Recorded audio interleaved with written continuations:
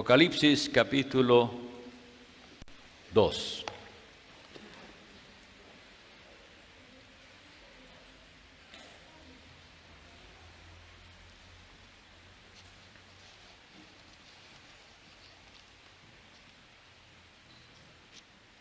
Vamos a leer los versículos desde el 12 hasta el 17. Este es el sermón número 7 de la serie de sermones en este libro del Apocalipsis. Capítulo 2, 12 al 17. Y escribe al ángel de la iglesia en Pérgamo: el que tiene la espada aguda de 2 filos dice estas cosas: yo conozco tus obras y dónde moras, donde está el trono de Satanás, y retienes mi nombre y no has negado mi fe, aun en los días en que Antipas fue mi testigo fiel, el cual fue muerto entre vosotros, donde mora Satanás. Pero tengo unas pocas cosas contra ti, porque tú tienes ahí a los que retienen la doctrina de Balaam, el cual enseñaba a Balac a poner tropiezo delante de los hijos de Israel, a comer cosas sacrificadas a los ídolos y a cometer fornicación. Así también tú tienes a los que retienen la doctrina de los nicolaitas, lo cual yo aborrezco. Arrepiéntete, porque de otra manera vendré a ti pronto y pelearé contra ellos con la espada de mi boca. El que tiene oído, oiga lo que el Espíritu dice a las iglesias. Al que venza le daré a comer del maná escondido, y le daré una piedrecita blanca y escrito en la piedrecita un nombre nuevo, el cual ninguno conoce sino aquel que lo recibe. Que el Señor añada bendición a la lectura de su palabra. Y he leído de la versión Reina Valera de la Sociedad Bíblica Trinitaria, por si alguno percibe la diferencia en algunas palabras. Repasemos entonces, antes de entrar en el tema, ¿cuál es el formato de estas cartas que el Señor Jesucristo, el Cristo exaltado, envía a las iglesias? El formato es el siguiente. Primero se dice quién es, a quién es el que se le escribe. Y dice que escribe al ángel de una iglesia. Habíamos dicho que la interpretación más posible es que ese ángel represente al pastor de la iglesia o al mensajero designado de la iglesia, porque la palabra ángel significa mensajero. Se le envía a él para que él se lo haga llegar a la iglesia. ¿Y quién es el que le da el mensaje? En cada carta vamos a encontrar que es el Cristo exaltado, pero hace referencia a ciertas características de las cuales vimos en el capítulo 1. El Señor, eso sí, está enviando esta carta a una iglesia, pero al enviarla a ella, a todas las demás, porque recuerden que todas las cartas terminan diciendo que el que tiene oído oiga lo que el Espíritu dice a las iglesias. No dice solo a esa iglesia, sino a las iglesias. En todas las cartas vamos a encontrar palabras de ánimo, en 5 de ellas reprensiones, y en cada una de ellas una promesa. Bien, en esta que hemos leído, el remitente dice ser aquel del cual sale de su boca una espada aguda de 2 filos. Vamos entonces a meditar en esto, porque es muy importante que hoy salgamos de aquí entendiendo lo que eso significa. No es difícil. La Escritura interpreta la Escritura. Y en la carta a los Hebreos capítulo 4 versículo 12 nos dice, porque la palabra de Dios es viva y eficaz y más cortante que toda espada de dos filos y penetra hasta partir el alma y aún el espíritu y las coyunturas y tuétanos y discierne los pensamientos y las intenciones del corazón.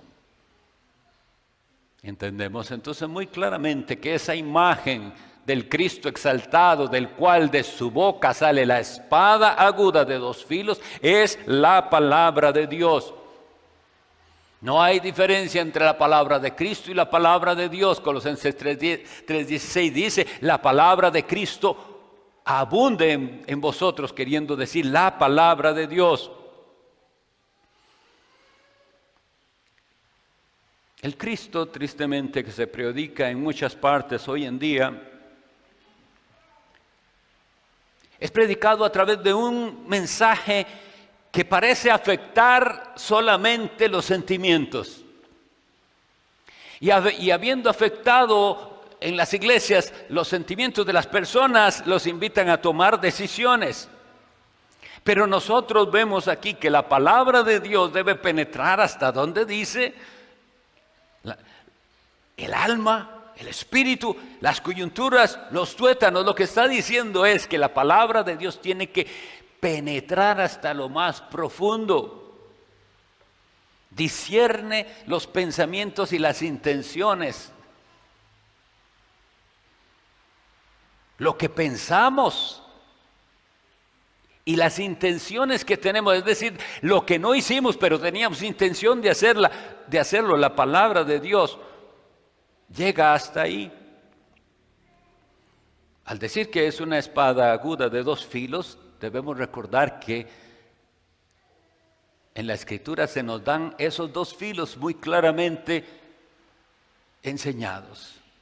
Hay un filo de la palabra de Dios, de esa espada aguda, que es un filo de salvación y sirve para limpiar. Cuando Dios con su palabra llega hasta el corazón y extirpa ese tumor pecaminoso, está usando un filo que es de salvación.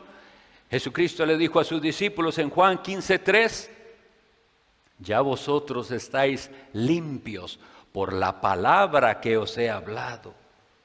Entonces vemos que ese es uno de los filos. Dios lo envía para salvación y con él limpia de nuestro corazón, como les decía, todo aquello que es cancerígeno, pecaminoso, quiero decir.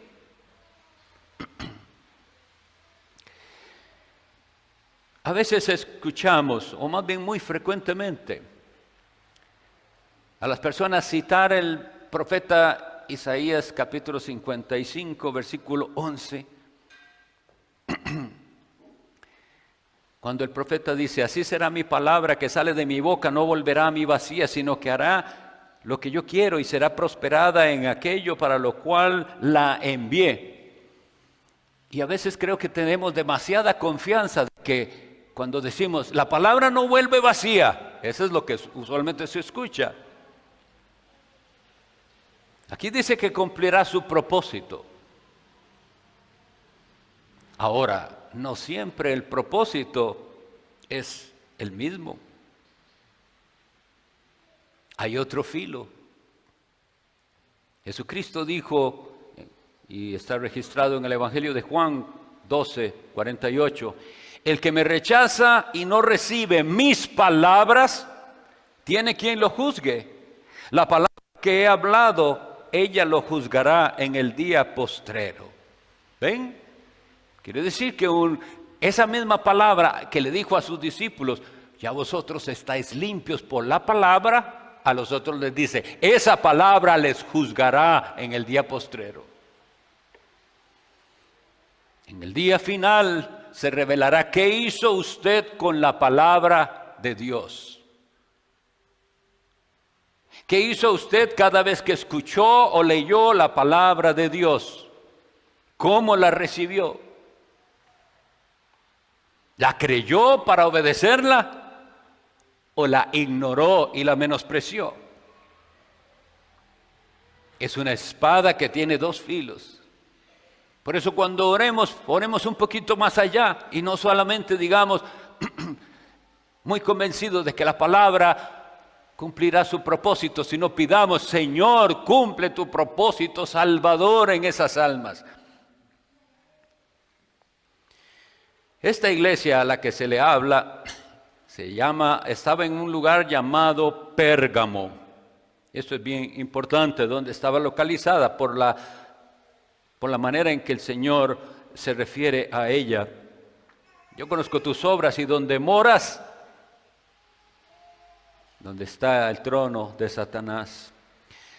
La ciudad de Pérgamo era la capital de la provincia romana de Asia. Ya lo habíamos visto antes que para nosotros Asia es un continente, pero en aquella época no era así. Asia era una provincia del Imperio Romano y la capital de esa provincia era precisamente la ciudad de Pérgamo.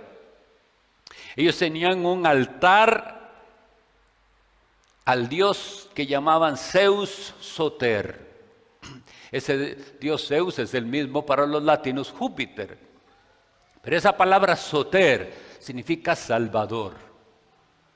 Júpiter Salvador. Y el altar de ese dios tenía 13 metros de altura y tenía un trono precisamente en el altar.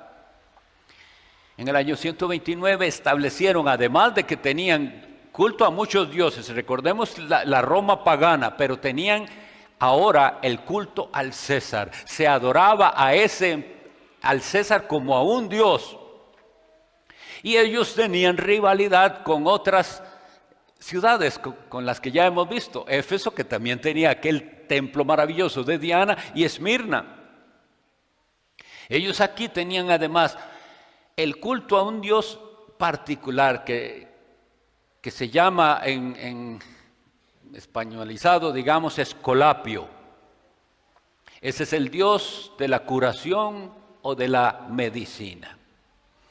Si alguna vez han visto en círculos médicos o en algo que tenga que ver con medicina una asta y una serpiente, ese es el dios Escolapio.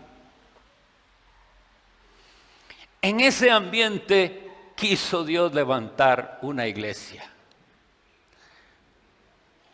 Un ambiente lleno de idolatría, y recordemos que siempre a la falsa religión está asociada la inmoralidad. Ellos vivían en una sociedad terriblemente idólatra e inmoral. Por eso les dice: donde mora Satanás. Y no es que no anda Satanás en muchas otras partes, pero definitivamente que hay lugares donde se le ha dado más espacio a la maldad y al error. Cuando consideremos esto que dice, donde está el trono de Satanás, donde mora Satanás, no olvidemos, mis hermanos, hay diablo. Las iglesias parece que han olvidado esto. Hay un ser maligno, enemigo de Dios y de su pueblo, que se llama diablo y Satanás, y él tiene huestes espirituales de maldad. No ignoremos sus maquinaciones. Somos muy torpes nosotros si pensamos que satanismo es solo lo que hoy en día se vende por satanismo, esa religión de ritos y supersticiones y así. No, todo lo que nos lleve a desviar de nuestra mirada de Jesucristo, yo les afirmo, es satánico. Y han dejado entrar a las iglesias cosas que nos hacen desviar la mirada del Salvador Jesucristo y de su sacrificio perfecto para ponerla en otras partes, y eso es diabólico. Nosotros vivimos en una sociedad difícil, y yo les llamo la atención, padres de familia, ustedes que tienen a sus bebés alzados en este momento. El enemigo querrá de todas maneras extender sus tentáculos y arrebatárselos para el mundo. Eso va a suceder apenas pueda. Y ustedes tienen que luchar una batalla para contrarrestar toda influencia maligna. solo capacitados por el Espíritu Santo. Por eso nosotros insistimos, nosotros no damos por cristianos a los hijos de los cristianos, no.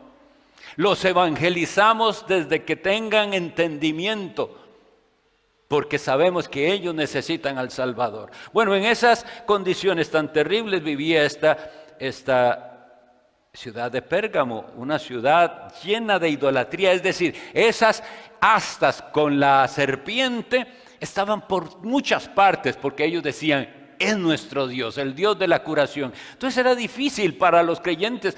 Por toda parte que fuera veía un ídolo, un templo, alguna imagen pagana, difícil. Nosotros hoy tenemos también circunstancias parecidas. Ya usted no puede llevar casi que con tranquilidad a sus hijos a cualquier lugar, porque se arriesga de lo que puede ver ahí. Y el movimiento, por ejemplo, LGBT que se llama, por todas partes ha extendido sus tentáculos para hacerse visible lo más posible. Y tenemos que ser conscientes de eso. Miren, y nosotros aquí en Costa Rica, solo tomé un ejemplo, porque eso no es lo único que es diabólico, pero solo un ejemplo de una noticia que escuché. Hacen una lista de 10 países para turismo LGBT, ¿cuáles son los mejores países para ir, más tolerantes? Bueno, lamentablemente, mis hermanos cubanos, tengo que decirles que Cuba quedó en el 5º lugar, Costa Rica en el 7º. Ahí, en medio de todo esto, Dios tiene iglesias a las que les manda, deben ser fieles. Vean lo que sucede aquí en Pérgamo. En Pérgamo había venido una persecución y la palabra de Dios nos dice que ellos retuvieron su nombre. Recordemos cuál era el problema. Tenía simplemente que el cristiano decir César es Señor y los cristianos se negaban a decirlo. Y hubo uno entre ellos, un pastor probablemente llamado Antipas, y le llama: fue mi testigo fiel, el cual fue muerto entre vosotros. Vino persecución y vino por esa parte religiosa. Y los presionaron y ellos retuvieron su nombre. ¿Y cómo pudieron hacerlo? Porque ellos estaban bien firmes en esta verdad, por lo cual Dios también lo exaltó a lo sumo a su Hijo Jesucristo y le dio un nombre que es sobre todo nombre, para que en el nombre de Jesús se doble toda rodilla de los que están en los cielos y en la tierra y debajo de la tierra. El cristiano se sostiene en esta verdad, que todos se doblarán ante Jesucristo un día. Y que nosotros no vamos a reconocer como Señor a nadie más que a Él. Imagínense de ese glorioso día, todos en el cielo, los ángeles, en la tierra, los seres humanos, los demonios en el infierno, todos doblarán su rodilla ante el único que es Señor. Pero recordemos que esto de retener mi nombre no significa nada más decirle al Señor Jesucristo, sí, Él es el Señor, porque el mismo Cristo en el capítulo 7 de Mateo dice: no todo el que me dice Señor, Señor, entrará en el reino de los cielos. Si Jesucristo dice esto, que no todo, yo debo en su nombre decirle: ¿será usted uno de los que le dice a Jesucristo Señor, Señor, pero no entrará en el reino de los cielos porque no vive según su voluntad? No, porque aquí cuando dice retienes mi nombre, es que no era una profesión de labios, sino que verdaderamente vivía entendiendo que Jesucristo es Señor de todo lo que tenemos. Él es Señor sobre nuestros deseos, o debería ser. Si usted tiene un deseo de algo, tiene que someterlo al señorío de Cristo. Si usted tiene planes de algo, proyectos, tiene que someterlos al señorío de Cristo. Solo Él es Señor. Sus recursos, eso que usted suele decir, yo me lo gané, eso se lo dio Dios y debe someterlo al señorío de Cristo. Él es Señor de todo. Ahora viene algo bien importante, que es la reprensión. Y dice el Señor, pero tengo unas pocas cosas contra ti, porque tú tienes ahí a los que retienen la doctrina de Balaam. El enemigo tiene varias estrategias. Y vemos que en el caso de Pérgamo no logró vencerlos con esa persecución. Antipas les dio el ejemplo y fue dispuesto, si me tienen que matar, que me maten, pero solo Jesucristo es Señor. Y Satanás ve que más bien eso les dio hasta ánimo tal vez a los creyentes. Ver que su pastor fue fiel hasta el final le da ánimo a la iglesia. Pero entonces Satanás tiene otras estrategias y parece que había entonces cambiado de estrategia. Esto es algo que nosotros vemos precisamente en la referencia a Balaam. Balaam fue un falso profeta. Pero si ustedes si no leemos con cuidado, no parece que fuera falso profeta. Léalo y verá. Usted al leerlo parece que todo lo que dice está tan bien. Y es por esto, porque el falso profeta puede hablar cosas verdaderas. No crea usted que un falso profeta es el que todo lo que dice es mentira. No, dicen mucha parte de verdad. Y ese es el gran problema y eso es lo que lo hace más difícil. Cuando el pueblo de Dios venía de Egipto y llega a la tierra de Canaán, cuando se topan con el pueblo de Moab, el príncipe de Moab, Balac, envía por Balaam, que era un profeta, un vidente llamaban ellos también, para que lanzara una maldición sobre Israel. Y claro, esa maldición era a cambio de dinero. Dios no dejó a ese hombre maldecir al pueblo y no pudo. Y él se da cuenta, tanto que en la última vez hace las cosas diferentes, como diciendo, ya sé que no va a funcionar. Y él profetiza, y todo lo que profetiza, hermanos, pongámosle atención porque es verdadero. Sin embargo, hay otra cosa que en ese relato no se nos dice, sino después, que hubo otra manera en la cual el pueblo de Dios fue vencido. Balaam le dijo a Balac, yo no puedo maldecirlos porque Dios los ha bendecido. Pero ¿saben qué dice aquí? Que Balaam hizo, enseñaba a Balac a poner tropiezo delante de los hijos de Israel, a comer cosas sacrificadas a los ídolos y a cometer fornicación. Entonces, la doctrina de Balaam es una doctrina astuta, porque dicen, no vas a poder de esa manera, no voy a poder con esto. Ellos saben quién es Jehová, que Él los ha bendecido. A la iglesia de Cristo también Satanás intenta de diversas maneras, y si no puede con una manera, intentará con otra. Y en este caso, ¿qué fue lo que hizo Balaam? Envió mujeres seductoras al pueblo. Envió mujeres que los convencieran a los israelitas. ¿De qué? Vengan, es una fiesta. Mira qué bonito.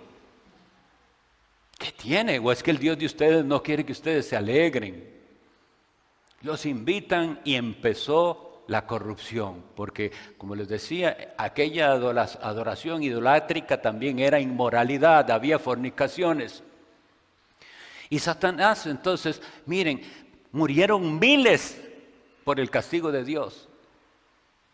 Lo que no se logró por una manera, Él lo logró de otra. Bueno, nos deja Dios una enseñanza aquí. Resulta que la iglesia de Pérgamo, que se había mantenido firme y decía solo Jesucristo es el Señor, comienza a dejar en la iglesia a personas que son mundanas y que influyen con su mundanalidad.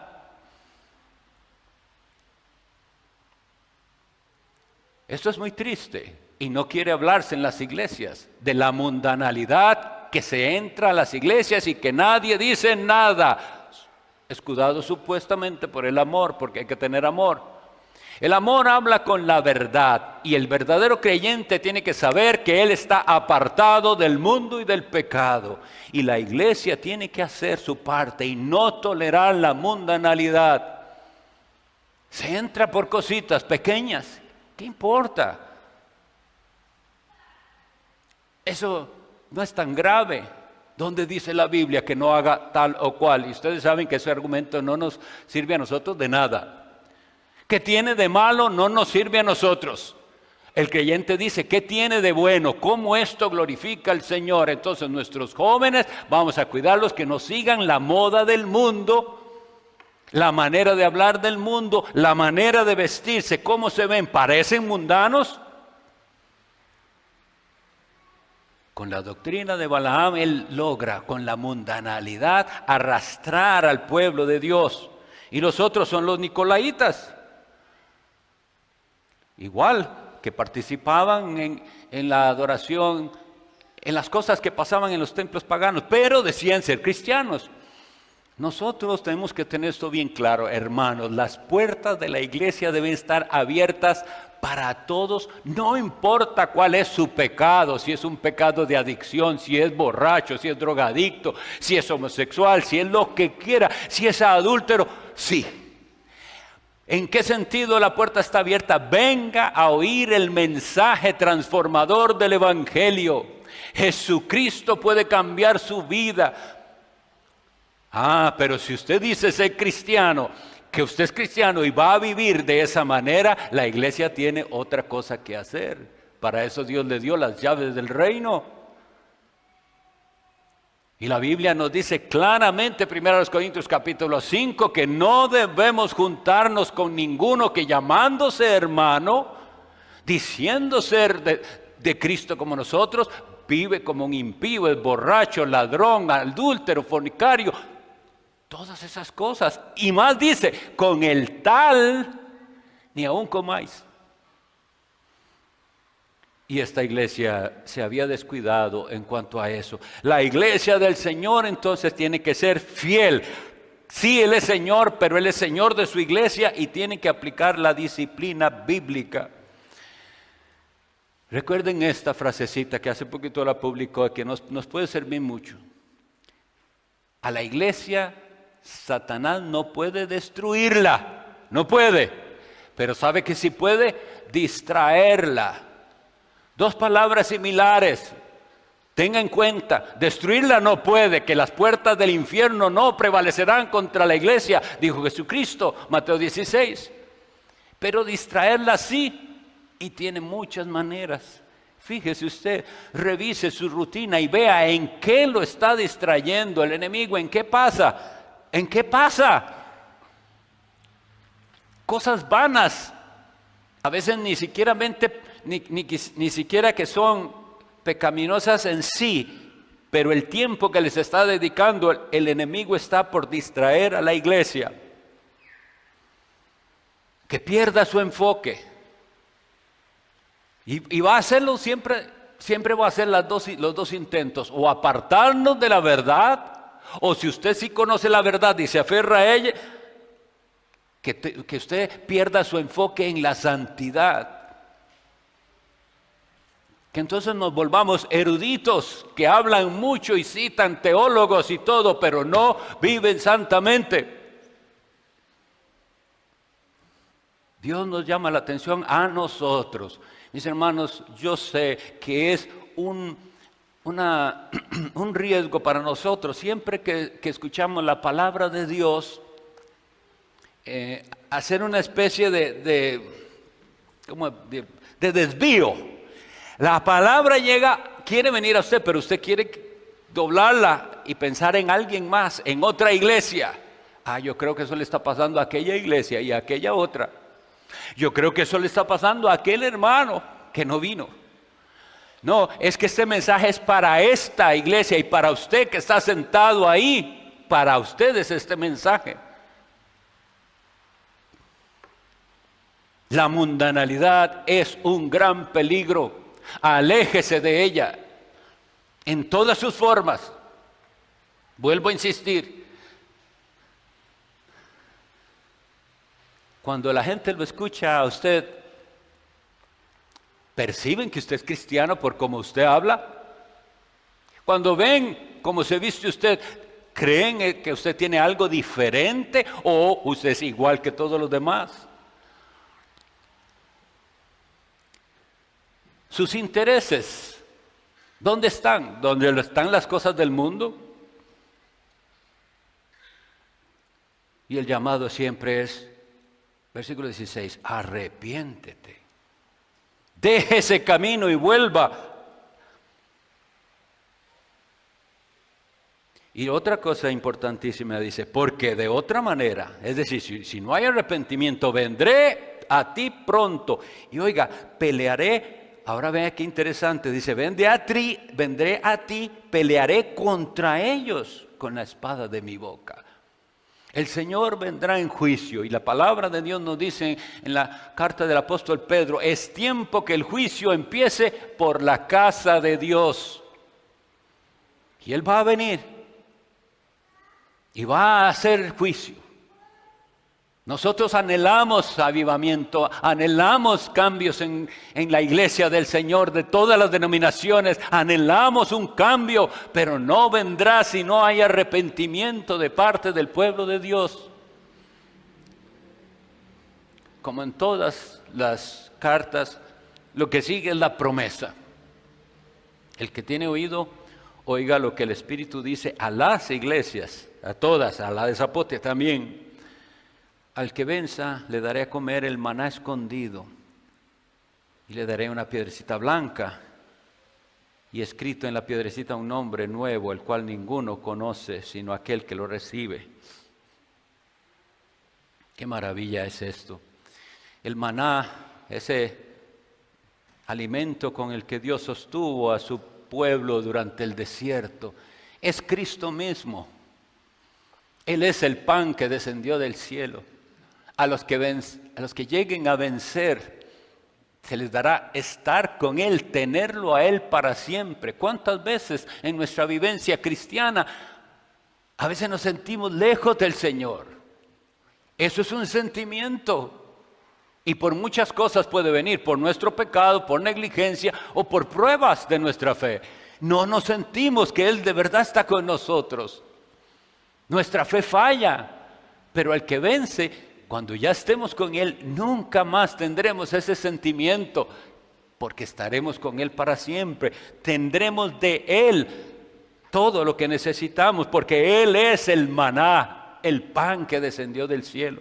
Y lo otro que se promete aquí es muy, muy bonito.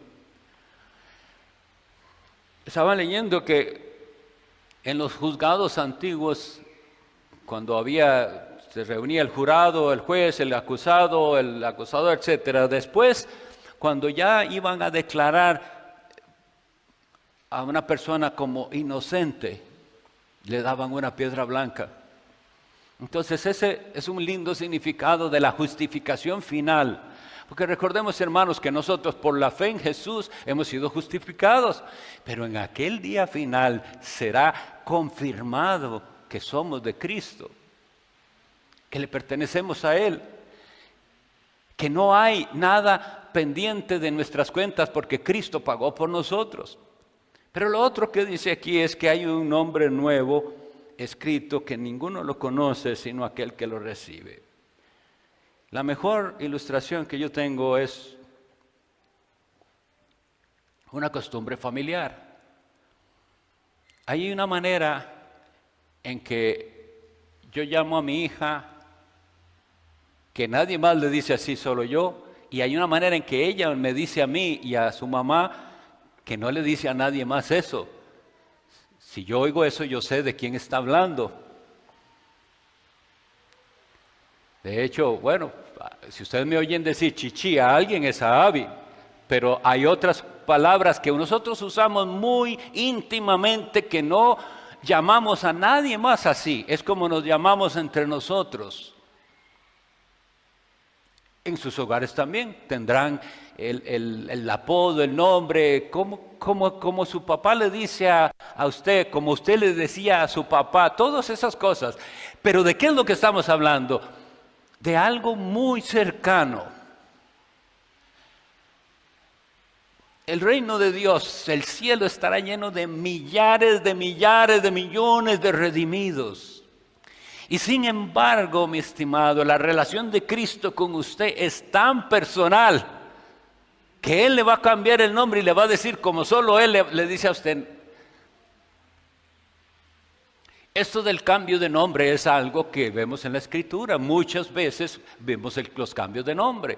Abraham, primero se llamaba Abram, ya no será más tu nombre Abraham, sino Abraham. Y eso tiene un significado. Jacob, después dice, ya no será más tu nombre Jacob, sino Israel.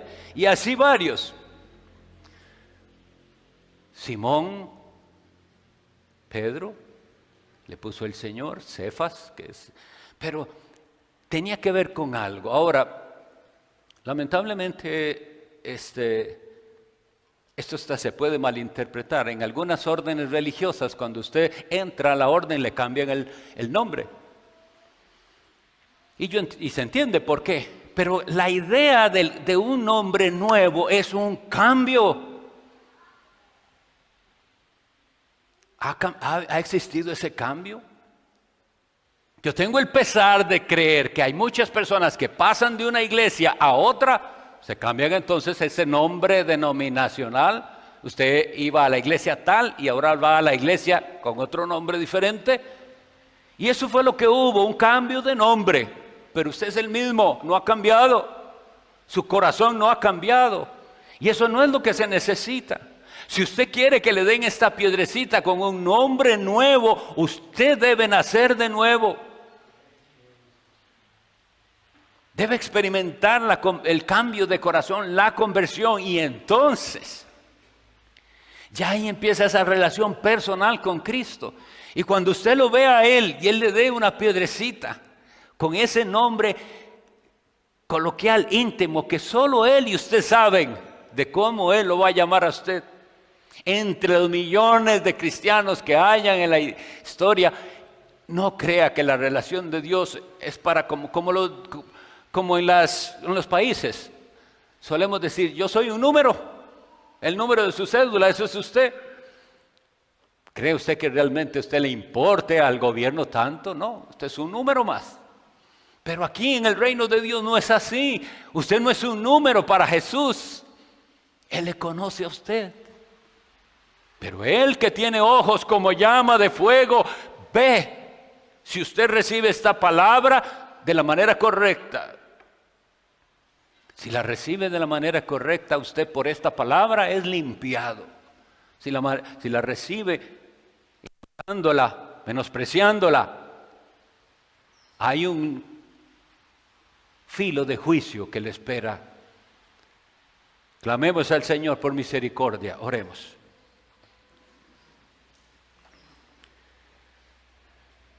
Dios Todopoderoso, Dios Eterno,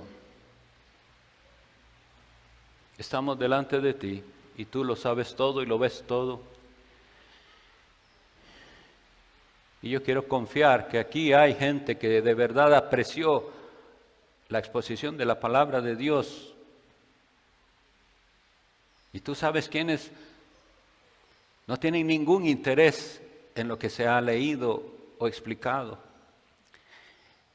Pero como tú eres todopoderoso, puedes cambiar hasta el corazón más indiferente. Hazlo, Señor, para que tú recibas gloria. Oh mi Dios, actúa en nuestros corazones, ten misericordia de nosotros y líbranos de la mundanalidad que es ese enemigo secreto con que Satanás está atacando tus iglesias. En el nombre de Jesucristo lo rogamos. Amén.